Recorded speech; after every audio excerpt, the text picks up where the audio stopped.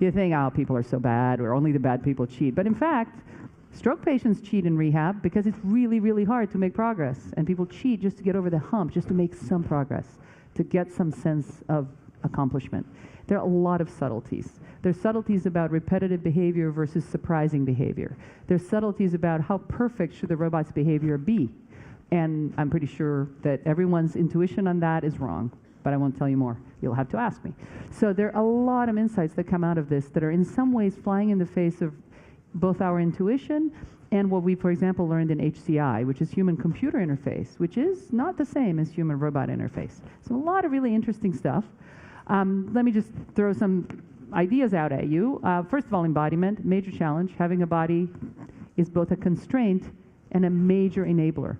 Again, this is where the neuroscience comes in. Because I have a body and you have a body, we relate in non-tactile ways fundamentally differently than we would if that were not the case. Everything matters.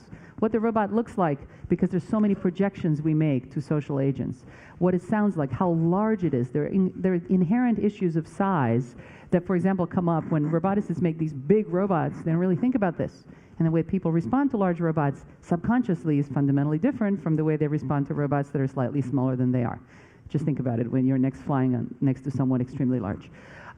Behavior, proxemics, the social behavior, how I approach someone, how I exclude them or include them, how much I gesture, and what is the pitch and tone of my voice. These are all very subtle things, subtle cues that we pick up on, and that our robots project unintentionally unless they're programmed appropriately.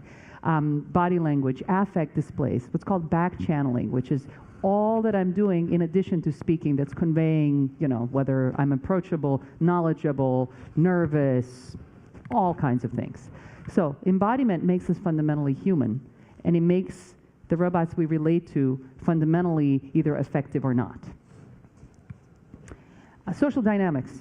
Obviously, this is what it's all about. And social dynamics are highly complex. They're the smallest of things, like timing. Like when someone waits too long to respond, right? It sounds really weird. So timing, synchronization.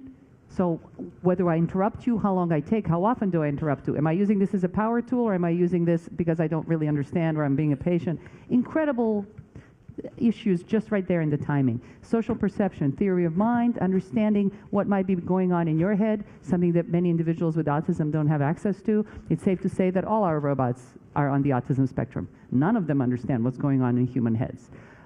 Do we want to help them? Does this make them more relatable? Possibly.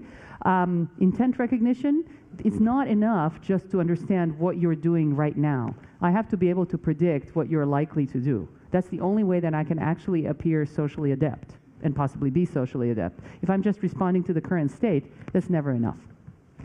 Social roles, a plethora of possibilities there in terms of what is the role of the robot. It's not at all obvious. You might think, well, I want you to recover from stroke, so I should give you a coach. Or I want the kid to learn such and such, so I should give them a teacher-like mentor. It's just not that simple. It depends not only on the age and the particular dynamics and the context, but the preferences, the history. So the roles are very important. Being social makes us smart, but it also is what keeps us going. When it's done badly, it breaks the whole interaction. Long-term adaptation, you've heard about issues in machine learning. Is machine learning going to make all the difference? Well, I sure hope so, because right now what we have is we have robots that the best they can do is adapt to a user in relatively simple ways. So I can note certain preferences that you have as a robot. Imagine that I'm a robot, and I'm adapting to those. But what we really want is we want robots to be able to adapt to people within a session, across multiple sessions of interaction, over days, months, and years. And that's very hard because you have to deal with pragmatics of the goals. I want you to do something, but I also want you to be engaged and motivated. I have to be personalized as a technology. And then making it really stick. And people are terrible at long-term relationships. Consider the divorce rate in this country. So how can robots be better? All right, and so to wrap it up, this technology has two goals. On the one hand, we want to create technologies that help people, but on the other hand, we want them as tools of science to understand people better and to understand what makes us tick and fundamentally to offer more help. So yes, and I've started a company, as everyone has, to make that happen for everyone. Thank you.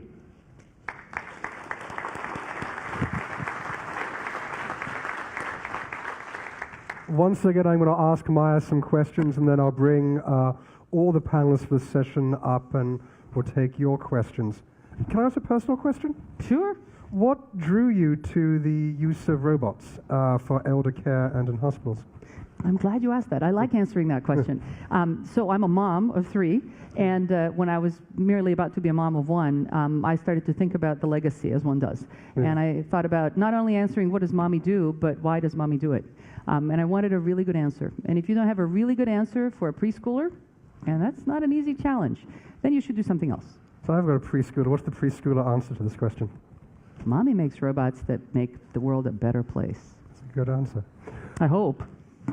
So I was interested in this idea of embodied machines. We anthropomorphize embodied machines. We infer they have human qualities that they may or may not have. Is it a good thing that we will attach human feelings to robots, and will that become more pronounced, or am I asking the wrong question? No, it's absolutely the right question. We can't help but ascribe feelings, intentions, emotions to social agents. So that's unavoidable. So then what happens is there's this projection on the robot, and the robot needs to respond in a way that's consistent enough. So what's interesting is people generally think that we have to make robots be very realistic, very smart, very perfect.